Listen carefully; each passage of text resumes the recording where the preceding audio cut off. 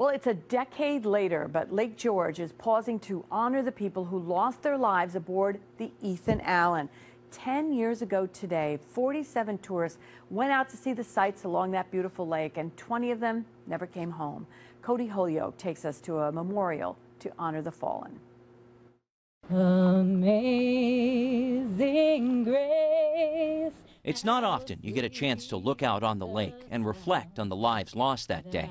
For those visitors aboard that day, joy turned to sorrow, laughter to chaos, and pleasure turned to disaster.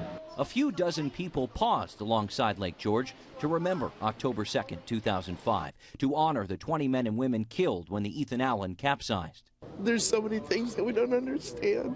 It's a day Cheryl Thivierge can't forget, the day she picked up her phone back home in Michigan, only to hear the panic in her mother's voice. She said, I wanted to get a hold of you before you saw it on TV. And then right then I saw it. And she didn't know where my dad was. And she was calling from the hospital. And she didn't know if he was alive or dead. Cheryl's dad, Earl Hawley, died in the accident.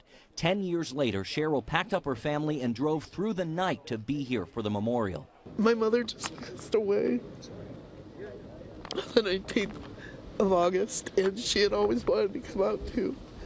We never got a chance. So I just really felt like we needed to do it.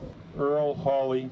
To mark the occasion, names of the fallen were read aloud, and first responders laid wreaths to honor their memory. We saved 6 people, but we wish we could have saved more. Joanne and Munir Rahal felt compelled to come. They were out on the water that day when their boat became a life raft for survivors.